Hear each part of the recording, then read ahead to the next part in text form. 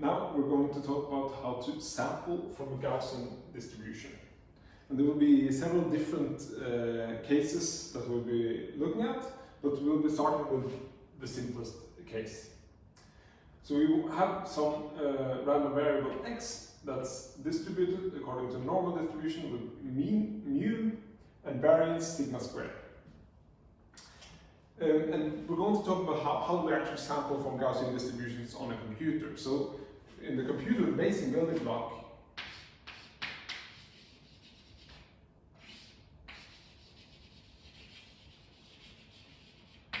so from the computer, we can get these etas, which are distributed as random Gaussians with a mean 0 and the variance 1. So these will be the starting point, and we can assume that we get them from the computer. And then we want to learn how to use these starting points in order to sample any Gaussian distribution. So for the first case, we have just a single Gaussian variable with this mean and this variance. So then, in order to get a sample,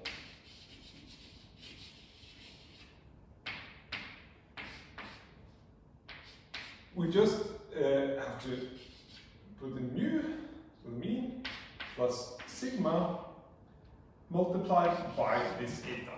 So if we get a random eta, put it in here, then we get a random x with this distribution. So that's very straightforward and simple, but it's nice to start here. The next case we're going to consider is a multi-dimensional Gaussian. So this looks very similar, but in this case x is a vector. And mu is the corresponding vector on the mean of each of the components of x, and c is the covariance matrix. So the probability distribution, the probability density of x, if we take the logarithm, which is useful, will then be just a constant, and the minus 1/2, we have x minus mu transpose, and then we have c to the minus 1. C is the covariance matrix, and then x minus mu. So this is the probability distribution if you take the logarithm, which is useful. So this will be the exponent of the exponential if you don't take the logarithm. And this C here is the covariance matrix. So that is defined such that if you take x and x transpose, so the expectation value of this, and we subtract the mean here, so this so this is the definition of C.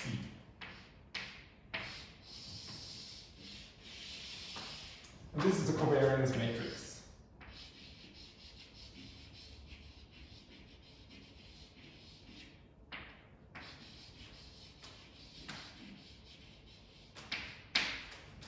So this tells you how the different components of x are correlated and what the variances are.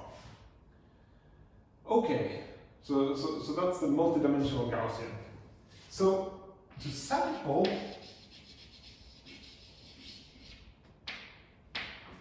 well, we do something similar. We have x, sample x is equal to mu, which is now a vector, and then plus c to 1/2, basically square root of c, and this is the square root of the variance, this is the square root of c, the square root of the covariance in a sense, and then times eta, and eta is now a vector of these unit Gaussians. So this is how we sample from a multidimensional distribution.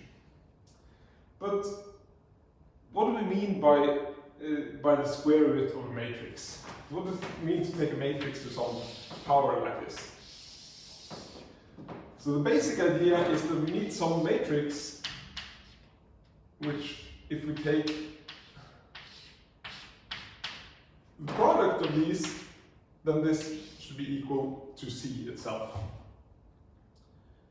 And that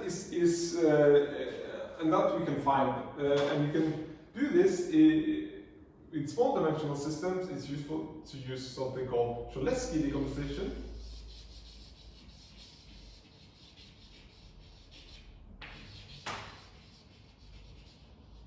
Which basically gives you exactly this matrix here. But a more general and perhaps more intuitive approach is to do linear transformation on C in order to make it diagonal.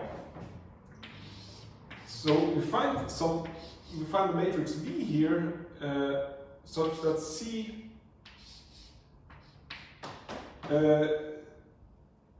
can be written in this form, where lambda here it's a diagonal matrix with the eigenvalues of C on the diagonal. Lambda here again, and then zeros of the diagonal. And this always works for C, because C is a covariance matrix, so it's positive definite. And then you can always do this this eigenvalue decomposition, which is what this is called.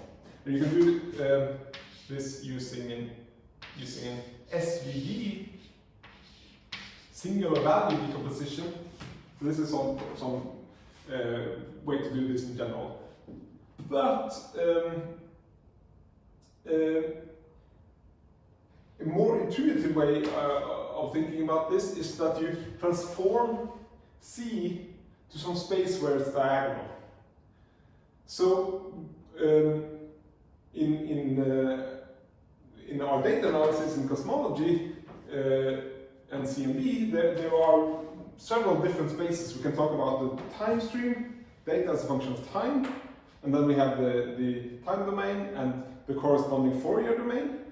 So C could be diagonal in time domain, it could be a diagonal in the Fourier space, or it could be a diagonal in pixel space, or in spherical harmonic space. So there are lots of different spaces where C can be diagonal, and then the V's in this case would be the transformation matrix, so it could be a Fourier transform, spherical harmonics transform, or something like that. So in order to operate with C, you move to the space where C is diagonal, and then you operate with C. And then it's easy to take C to any power. C to A will then just be V, and the lambda to the A the inverse. And lambda to the A here just means you take the matrix lambda, and then you just take all these eigenvalues to the power A.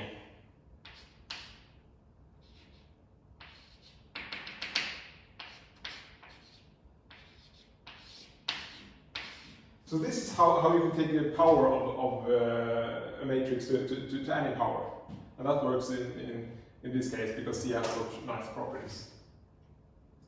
And this is what you'll have to do in many of these cases. Okay, so that's how you do a multi-dimensional one. But often it's not as straightforward as this. Often we have a case where we have some data, and then what we actually want to measure is some signal. But we have some linear transformation A,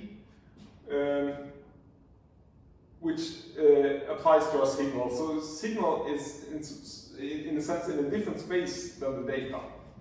And then we have some noise. So this is the signal, this is what we want to measure.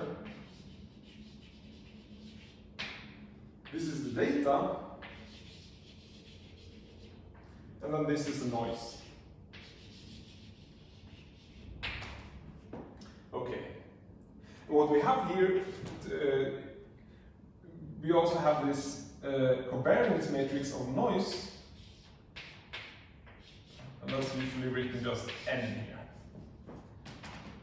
So this A here can be different things in different contexts. If we're talking about the data as a function of time here, and S is some sky map that we're trying to observe and the telescope is moving, then A will be the pointing matrix, which takes the time order data and maps it onto where it belongs on the sky. If the data here are different frequency maps, and we're trying to estimate some signal, foreground component or signal amplitudes, then A will be the mixing matrix, which we'll see in other lectures.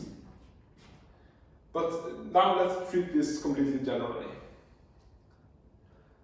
Okay, so in this case, we can also write down this probability distribution. So we'll have a logarithm of now the likelihood, which is P of the data given the signal. So this is the likelihood, and this will be equal to some constant minus 1/2, like before, and then we have D minus AS transpose, and then we have the N minus 1 with D minus AS here. So what we're basically written here, D minus AS, that's the noise. And then we have the noise covariance matrix and the noise here. So the noise is, we're assuming here that the noise is Gaussian, is distributed as a Gaussian with covariance matrix N. But we're not really interested in the noise as such, we're interested in S. We're trying to measure S, and we're trying to sample S. So, so we'll have to try to find the corresponding equation for S, that this is for X.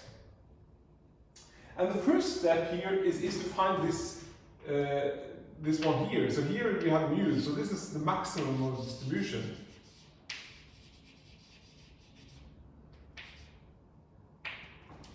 And we want to find the corresponding maximum of this distribution, which is the first step, and then we'll deal with the fluctuations later. Okay, so in order to find the maximum of this distribution here as a function of S, we can take the derivative of this and then set it equal to 0, because then we'll find the peak of the distribution. And we can do that, and it's slightly complicated, but it's not too bad. But I'll write down the answer that you get. So you get S equal to A transpose n to the minus 1, A inverse, and then we have A transpose n inverse and T. So this is the maximum likelihood.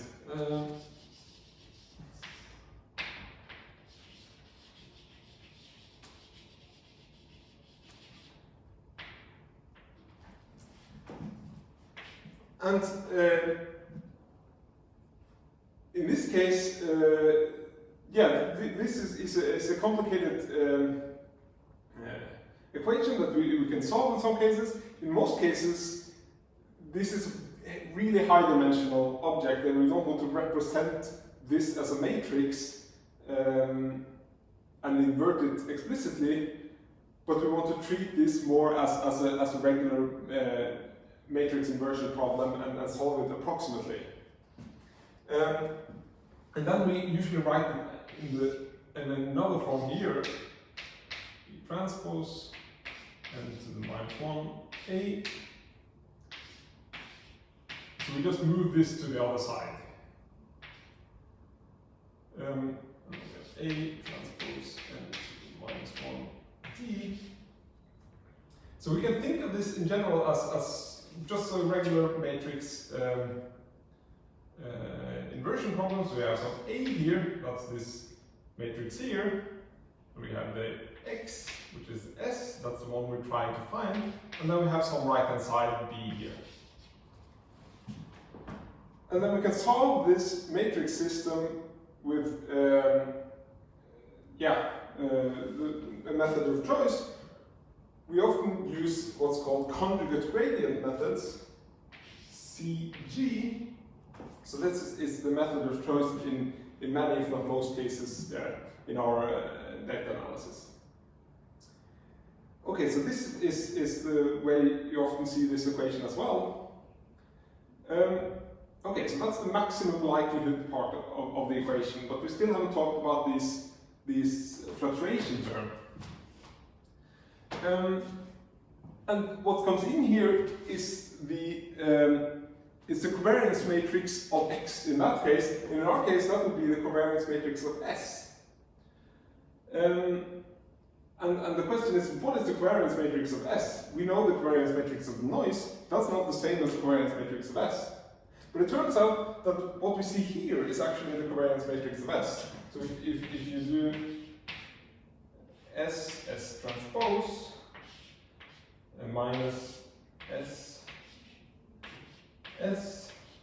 transpose, you actually get this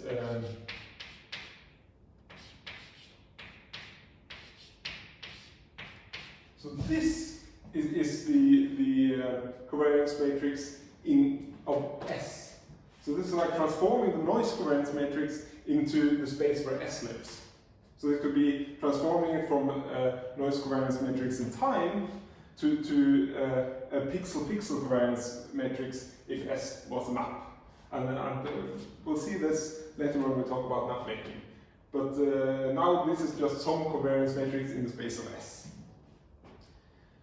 So we want to add a term with this one now as a fluctuation term. But of course, so we want somehow the square root of this. But of course we have already have this on the other side now that we didn't have here. We didn't have anything over here. So we already have this matrix, the inverse of that here. So instead of having this matrix to positive 1/2, we'll actually get it to the negative 1/2. So we'll get A transpose, we'll get n to the minus 1/2, and then we'll get eta. And then this is a vector. And this is the fluctuation term. And this will give you, if you solve for S here and put it in here, you'll see that you get the right covariance matrix. So this is how we do it in this case. And now we can sample from this more complicated distribution. And we can still solve it by CGs, because we just add this term here, we add this to the B on the right hand side here, and we can solve it. Okay, so we're learning more, but there's still one more case left we want to cover. So what if we have a prior on S?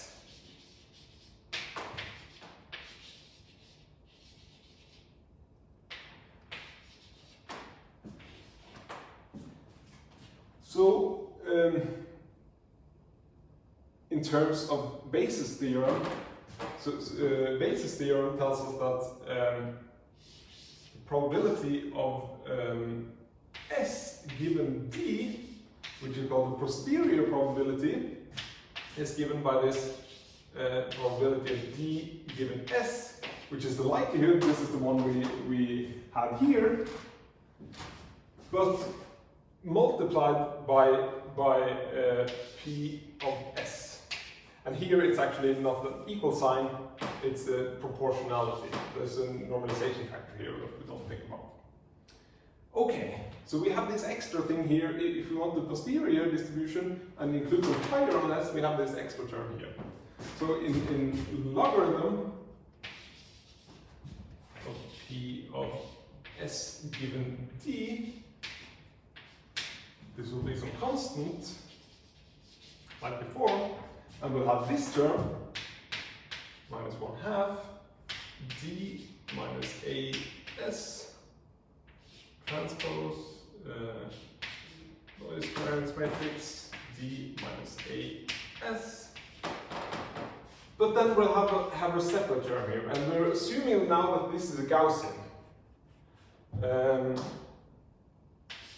And then we get S minus some mu here, and I'll say mu with lowercase s here to denote the mean of S in this primary. And then we'll have an inverse covariance matrix large S here, which is the strength of the prior in a sense. It's a covariance matrix of S in this distribution here. And of course there's a transpose here, and we'll have S minus mu S. Okay, so we have this extra term here. So we want to, if we want to sample, then we want to find first the maximum of this, which and we'll write it on this form here. So this term here that we had before, that comes from the term with two s's here, with the s squared term here. So you get these two a's, and we'll still get that a transpose n minus 1 a. But we'll also get a term proportional to s squared from this one, and that will include s to the minus 1. So we'll get an x to the minus 1 here, and then all multiplied by s. And then on the right hand side we'll get the same term here, this one.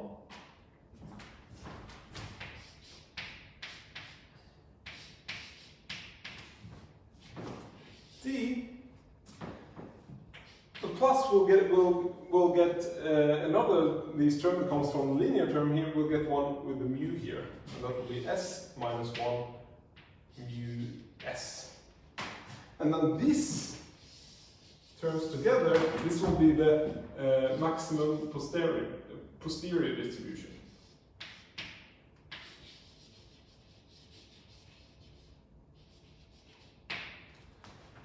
Okay.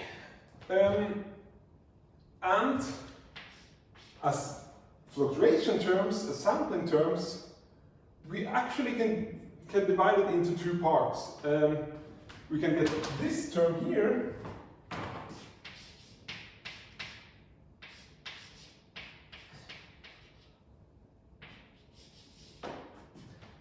and eta 1, and plus 1 with s to the minus 1 half eta 2. So we have two independent eta vectors here now.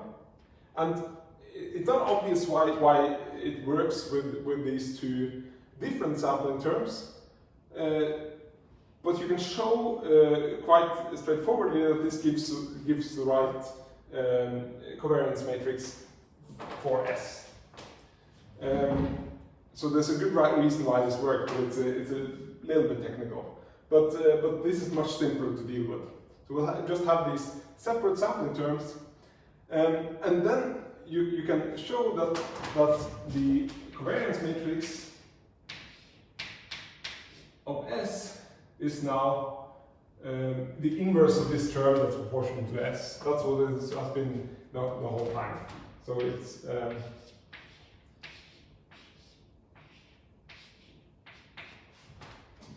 so this will be equal in this case to A transpose n minus 1 A plus S minus 1, all this to negative. So this is the covariance matrix of S in the case where we have this prior. Okay, so we can see that in this case the size of S here determines how strong the prior is compared to the data. So if S is really large, that means that it's a weak prior, like it has a wide variance. And that means that this term will dominate, and this term will be small, this term will be small, and this term will be small. And then you get to this case here. In the other case, if n is really large and we have a lot of noise, then will be dominated by the prior. And this term will be small, and this term will be small. And will be fluctuating around this mean here of the prior. And with some fluctuation given here. So we can see here that the different terms, that, or the sizes of these determines which term dominates. Okay, that was all I wanted to tell you about sampling Gaussian distributions. Thank you.